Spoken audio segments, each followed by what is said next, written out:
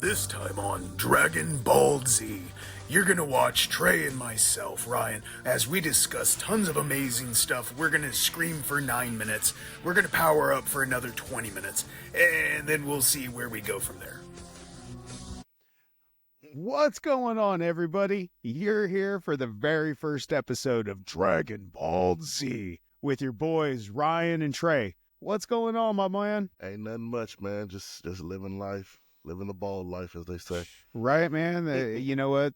Hey, joke for you. You know what they call a bald man in front? They say that's a sexy man. But you know what they call a man that's bald in back? That's a thinking man. But you know what they call a man that's bald in the front and back? It's a man thinking he's sexy. No, so we're going to be having a little bit of fun, man. And Trey and myself, we're some unks right here, man. We're some 90s heads. And so I think we have a totally different perspective that the two of us can bring. So our goal here is we're going to be bringing in the 90s and slamming it into today's. And so just join us in today and some future episodes as we start knocking off some amazing topics. And I invite you guys to just drop down in the comments, share some of your thoughts as we're going through today's episode. Well, that said, but where are we starting today, my man? All right, I think, bringing this vibe of whole retro into the current status of anime, I think we can connect some anime series that we'll take some old anime series and we'll connect them to new anime series, meaning what new anime series do we think were inspired directly by some of the older ones, some of the 90s, some of the 80s anime, with the new ones. So, all right. Because, let's be really honest. They're all original and creative, but they all have roots traced back to something. And to be clear, too, everything draws inspiration from something, right? Right. Everything draws inspiration from something, but I mean some that kind of correlate with each other. You can see exactly where they pull that from. Is it pretty fair to say, Stevie Wonder is going to be able to see that these two are cut you from can, the same cloth? You can tell. You can tell. Well, all right. So looking at it today, what are you thinking? So who's your first connection? What are you seeing out? So I'm gonna go with a layup for my first one for sure, and directly influences not even it's being kind. Flame Recca and Yu Yu Hakusho are almost identical. Oh, yeah. Now, granted, these are both kind of older, but this is what I'm kind of talking about. When not only did they draw inspiration, it's almost the same format. Wow. Same words, same flow. Pretty much. Now that I start thinking about it, and by the way, if you guys have not watched Flame Recca or read it, you guys are highly missing out. This is a goated series, but is super underrated for some odd reason. Super short. I can understand why I didn't get the recognition it was supposed to, because I feel like some people that are like, I'm a Yu Yu stan, you know that. Right. If y'all don't know, I'm a Yu Yu stan, and some people could be turned off by how close it is. It's almost like, okay, 4 characters. One of them is the big brooding dude, like Kuwabara. One of them is the temper attitude, like Hiei. Most definitely. Like, I can see why you can be turned off, by that. But it's actually a decent watch. I watched it not too long ago. It's not a bad watch at all. See, now I need to go through and rewatch it. And by the way, that's going to be something that we're going to be doing out here is we're going to be pulling up some good series. And so what we need from you is if you have a series that you feel Trey and myself need to check out that first episode, drop that series down in the comments because we genuinely, we're going to be dipping into the anime well here soon. So kind of leading into it, when I look at mine, the first one I look at is I wasn't really seeing connections in the series character themselves, but I was seeing a lot of Berserk in series like Goblin Slayer, Claymore, a lot of those dark storytelling, because Berserk just opened up that side of it. Nobody had ever had a series that was that aesthetically pleasing. But I really see a lot, even in a little bit of JJK in the way the stories kind of line up. There's just similarities along the board. I think Berserk, what Berserk does it was one of the pioneers for. I don't know what year did Berserk come out. I want to say Berserk is 87. So yeah, so it's one of 86, the. 87. I'll give it credit for being one of the originators of that shocking moment. Whoa. Like that moment that not just shocking, almost traumatic, almost traumatizing moment. And we all know, if you've read Guts, you all know what we're talking about. Well, and So even a show like Hunter x Hunter, I was gonna say, I mean not Hunter x Hunter, Full Metal. Like when you find out the Shao Tucker situation, Right. moments like Very that, dark. I feel draw direct inspiration from Berserk. And that's actually like, dude, you read my mind, because that was my next note on there. I was like, even like some of my favorite series, like Full Metal Alchemist, has taken a lot of those undertones, but even things like Attack on Titan have taken a lot of inspiration from the darkness that is Berserk, you know, that Very dark. And I also say with a MC that he struggled a long time. Yeah. You know, most MCs get their victories. They get throughout the something. series. It took him a while to climb that hill, bro. But like, let's be honest, like Guts is the equivalent of like can't even win off like a scratcher. Like he can't even get small wins, man. Even his small What's the wins saying? are tiny, and he They got a struggles saying so down hard here for it. they got a saying down here in the country where I'm from is if it wasn't for bad luck, I wouldn't have none. Right? And that's Man. kind of like that's kind of Guts to a T, but right. And then he does persevere. Right. And you know what? And then so like talking about that perseverance, where are you going like with your next one? So my next one for a series was definitely JJK. To me, definitely takes elements of Naruto and Bleach. Oh, for sure, 100%. I so the that's what I had for my next one. I said Bleach influenced JJK and like even like Donda. I would throw some Yu Yu Hakusho in there too with the cursed energy. But like, I mean, if you look at JJK, they got a main character with a demon inside of him. Naruto, demon inside of him, quote unquote. Right. A swagged out sensei of his with one eye covered with these. You know, who's the only one that, I mean, it's almost trippy. like the handbook. It's like the handbook is like, almost Naruto, here right? Dude, give you the playbook here. But then, you know, but they also play with some of the soul elements that Bleach does, right. and you know, the modern fight styles that Bleach brought forward and made popular, those super epic fight moments. I feel like JJK takes a lot from that too. Right. So. And it just goes back to what we were saying. How can you not? Because, like, let's be really honest. Bleach is inspired by Dragon Ball. We already know Tite Kubo has came out and said, like, it's a majority of everybody's inspiration as a mangaka or as an anime artist or a producer.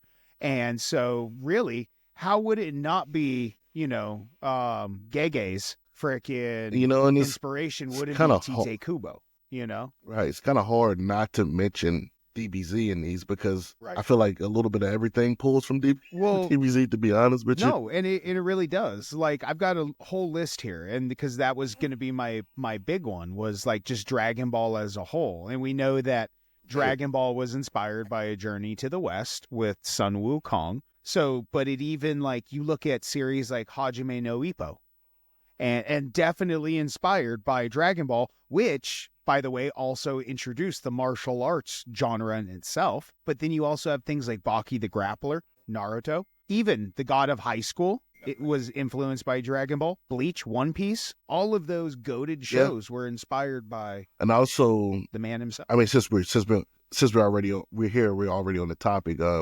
DBZ also pushed that tournament feel to the forefront of anime. Like, it made it cool to have that tournament arc, you know what I'm saying? Can you really think of a series that had a tournament arc before you saw like the Tenkaichi Budokai? So I'm a little kind of biased in it because I'm a Dragon Ball was my first anime. Right. Like, it really was. It was the first thing I saw. So I can't think of anything before that. I can't think of anything that predates Dragon Ball that had not just had a tournament. I'm talking about made it cool, made it the forefront of an arc. That was like our dark tournament. Like back in the day, right? And then can you imagine that? Like Jackie Chun versus Goku. That was a goated literally matchup. Took the words out of my mouth because, you know, I went into Yu Yu Hakusho next, which to me has the greatest tournament arc of all time. So my first two animes that I watched were so tournament and training arc heavy that I kind of fell in love with that within other animes. Right. Like one of my favorite things is a training arc in an anime because I love seeing how they got strong. I still have seen the stuff they went through to get Right. strong. And it goes back to Dragon Ball. It paved the way. Like, definitely, when you look at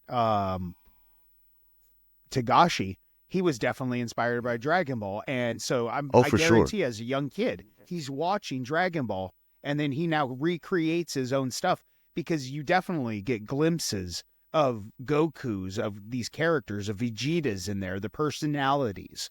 And so it's With just Togashi, undeniable. which I think we should have our favorite anime breakdowns one of these episodes. But what Togashi did so well in the Dark Tournament is not only mix in this cool, crispy fighting element, but he also brought emotions and storyline and plot and threw it into that tournament as well. Right. So you weren't just worried about the fights, you were worried about Genkai and her outside story with Toguro, and you know what I mean? Like, it was just, that's why I feel like it's the best, Right. because out of all the tournaments, it mixed in the storyline the best. Well, no, and the then tournament. on top of that, not only did he do a great job on the development of the actual storyline with the Dark Tournament, it was the first time I remember sitting there, and like, Oda does a great job of this, making you hate or making you like his villains, his bad guys, his anti-heroes. And so, like with Chu, Jin, I absolutely loved those fights, and those ended up becoming some of my favorite characters, not because they were OP, but their personality types. Toya, I love Toya, even though he's just, whatever, but still great characters. And he did a good job of really, just like Dragon Ball does. It's not just like a weak supporting cast. Even if it's like a Yamcha, a Tien, they still get some flowers sometimes. And Togashi did a great job of giving those characters that you just spent like 3-4 episodes with, like, more than just like a backstory and, okay, you felt bad. You actually liked him, and he kept him in the series. And that was the nice thing, too. Yeah. You would see him in the Three Kings saga. You'd see him in the Tate Black, like all of this. And it's like, that's really cool.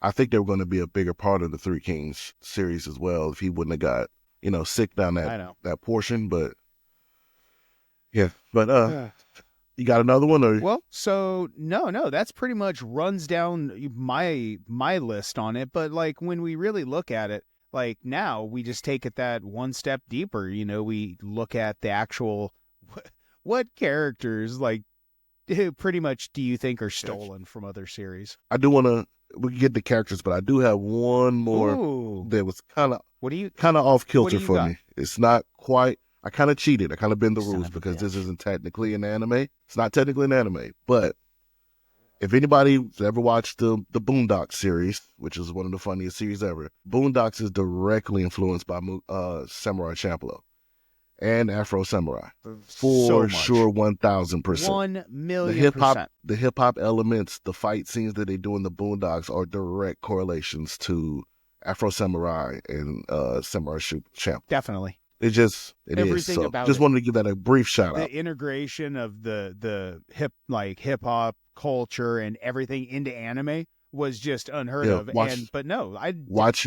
Watching all three of those feels like you're watching a Wu-Tang flick. It really does. Well, and I'm gonna be really biased. I'll watch anything by RZA, Jizza, ODB. It don't matter. Yeah. Wu-Tang's for the children. Method Man, right? Wu-Tang is for but the it does. children. They all feel like Wu-Tang inspired those. So. And it's funny because I just watched Afro Samurai last week, and I just, like, it's weird. The second part of it, I'm not so hot on, but man, just those first 4 episodes with the ending with Justice, love everything about Afro Samurai. I actually wanted to do the same and go back and rewatch that, so I still might here soon. Dude, I've got the soundtrack on my phone. I'll listen to it on the way to work. Like, some of those tracks by RZA and Jizza.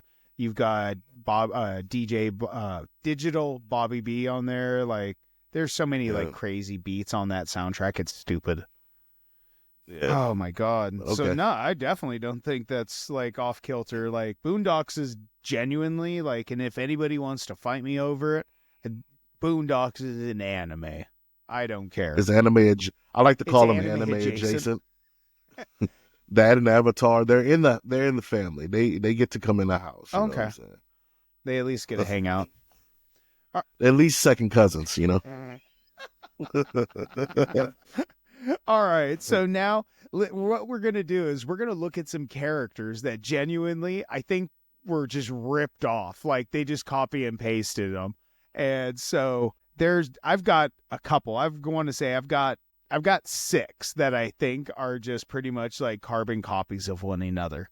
Yeah, I got about 5. So all right. we're on the same thing. All right. Well, so you ran off last time, so I'll just I'll kick mine off, and this one is like is stupid. Like, and it's obvious because it's the same author, and I'm gonna be honest, it's just a recycle. And so, really, what I'm looking at is Sig Hart from Rave Master and Jaleel from Fairy Tale. Okay. Yeah. Like, so they are literally the same exact character. I'm going to drop a picture up here so you can see there is zero difference. They have the same tattoo on the face, the same hairstyle, the same dress, everything. And it's just it's like he just brought Jaleel right over from Rave Master with Haru. So He didn't feel like redesigning nothing. really, Just like, you know what? It's that old adage of if it's not broken, don't fix it. So you know what?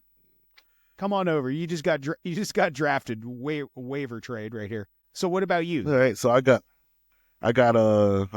one right here that this is a 1 for 2. So Megami from JJK is Sai and Sasuke.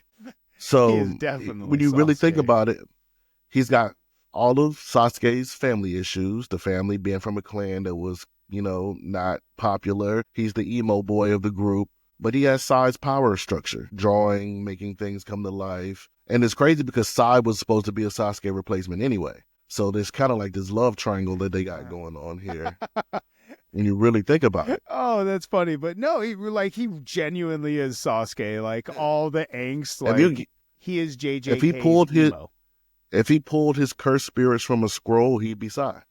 God damn it. That's a good one right there, dude. That's a solid one. Yeah. All right. Yeah. That's going to be a hard one to follow. Ah, damn.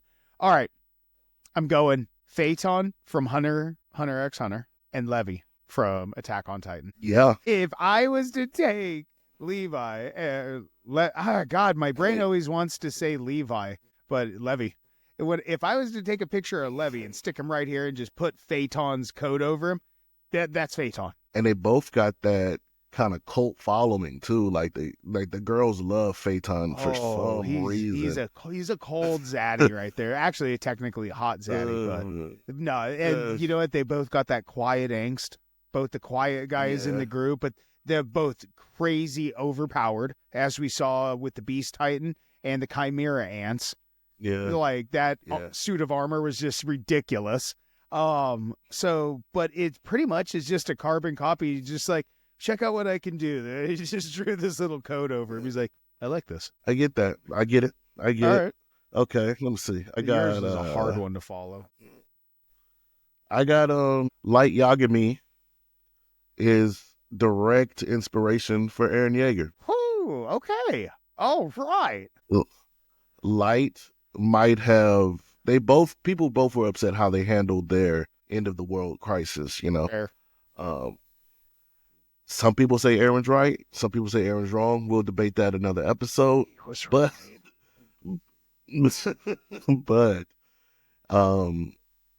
now it is crazy because they didn't start off that way. Early Eren is like the happy-go-lucky, I want to be the person that helps the troops, the Titans. Light was never that dense where he trusted the world. Yeah. But when they both became anti-hero, I can see the direct correlation there. You know what? To be honest, Light in his own way was happy-go-lucky. He's just like, I'm doing God's work over here. I'm Kira. I'll take the chip and eat it. That's actually a really good one. And then you know what? It's even this idea of like when you look at Light and Eren, the best of intentions had the most jacked up consequences. The idea of like pure like, sacrificing everything. Not to get all super deep in this segment, but one thing that I look at is no matter how hard you try, you can't really fix the world. Nope. Some people just the want to deeper watch message the world burn. in those anime. because they both went out of their way and did things that are tremendously, like 80% of the population. I think Light had killed, 60% of the world's population or something like that? I forgot the I exact want to number say they it was used. like 87% or 89%. Something. It was a crazy percentage, and the world still eventually went back to what it was. Nothing resets. So, Right? that's But actually, anyways. damn, dude, you're coming up with some heat over here, dude. I gotta step it up here. All right, so now I'm gonna put my foot into the lady pond here because I'm going with Hinata from Naruto and Shinobu Kocho from Demon Slayer. Like literally, if I was to give Hinata a sword, like the same kind of ideologies, the same quietness, but with that underlying the soft rage, tone, but they're just even the way that absolute they monsters, So I just Yeah. like it's just everything about them, kind of their approach, the way that they just kind of are written in the mangas, and the way that they're portrayed in there. Same, just a lot of the stuff. So I kind of saw a little weird get that. connection in that. It's not a strong one, but I like. I'm saving the good ones I, for I- they're last. they're both like really like soft spoken, both like caring for like everybody in the series, especially in a world that doesn't really care about Naruto. Right. She was the only one that really cared about him.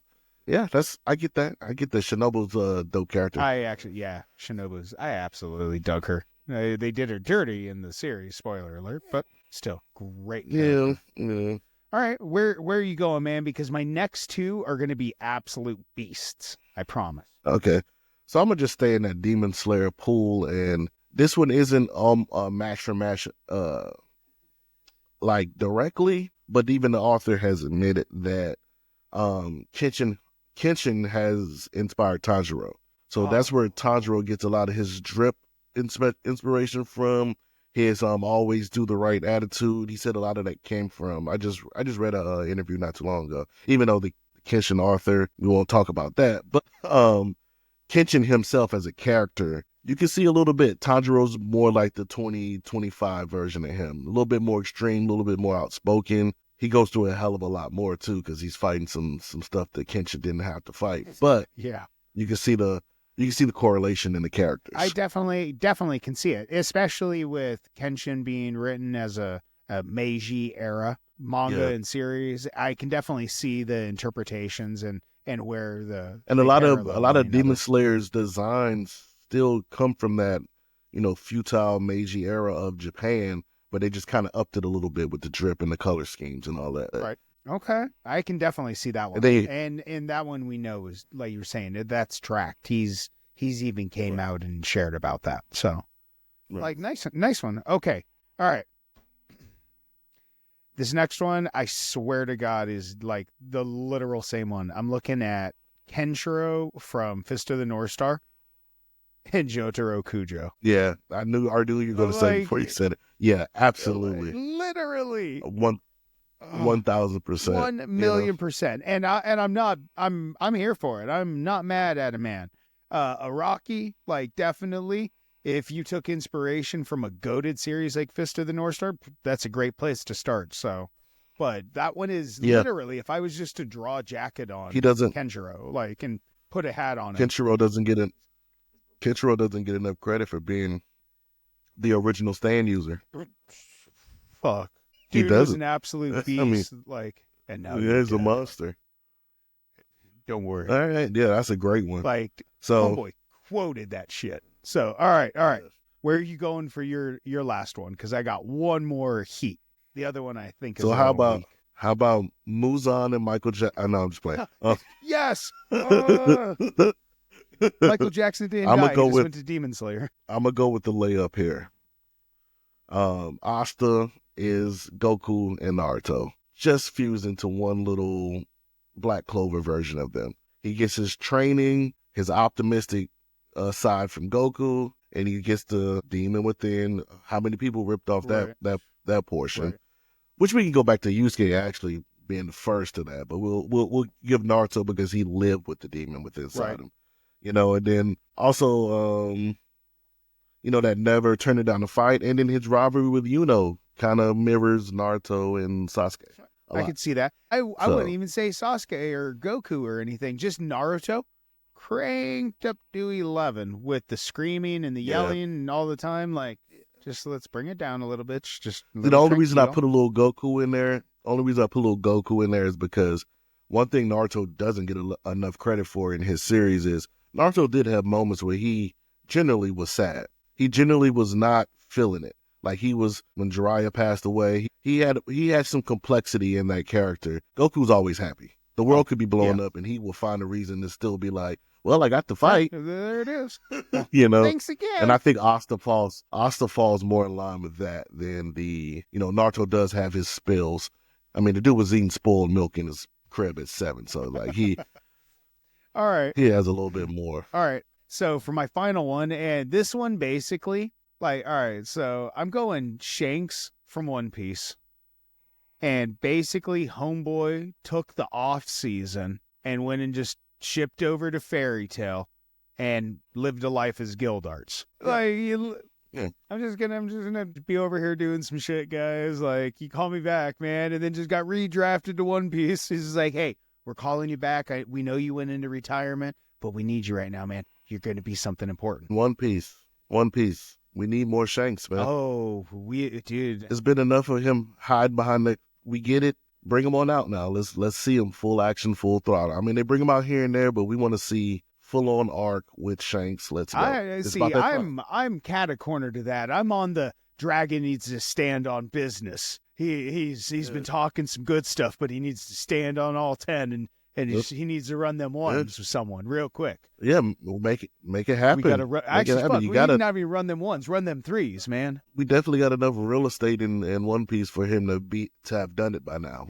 I'm on episode 988, so I'm almost to 1,000 now, and still, eesh. Come on, man. Make it happen. we getting good. I'm all caught up. I just read everything for the new chapter today, and I'm loving where we're at. Like, so no spoilers for you. All right. Oh man. All right. So you got anything else we want to run through, or anything you want to pick at? Why we got some time, or? No, I mean, just I guess the more we do this, the heavier we'll get into segments, and I think we'll get a better flow to it. But that was fun. Oh, man. yeah. I enjoyed it. And we got like a solid 30 minutes. So I think like what we'll do now is we'll give it a second, and then we'll just close it out, and we can just wrap this up real easy, man. I didn't know if you wanted to hit anything else, but no. And then like now, no, we could do the anime and pop culture one on the next one. And okay, we'll think of some other topics. Because right now we're at literally we just passed 30 minutes, so that's solid to go on. That's a great piece. It's good when the 30 minutes doesn't feel like 30 minutes. Exactly. So that's how you know you're in a good zone. All right, so let's we'll close it out right now, and we'll pitter patter after it. So give me like 3 seconds, and we'll let it give it a space. And all right, guys, so that's gonna wrap it up for Trey and myself on our first episode of Dragon Ball Z. And we invite you to join us back here. Trey, anything you want to say to the viewers out there? Nah, man, this is there's more to come. You guys stay locked in. Find me at Old Man Food and Anime on TikTok, YouTube, and Lemonade, pretty much anywhere. That's my name. Enjoyed it. We got more to come. You guys in the comments of wherever this is shared, let us know what you want to see, and we'll make it happen. Definitely. So Trey and myself, we're looking to invite you guys into this podcast. So if there's any mangas you want us to read, any animes you think we need to watch, definitely drop them down in there. Answer some of the questions. You guys join in on the conversation with us, because it's not just our show. We want this to be your show. And so I think on that, just follow me over at 90s Anime Nostalgia on TikTok and Instagram and YouTube. But other than that, man, y'all just be good, be rad, and be weeby, fam. Hell yeah.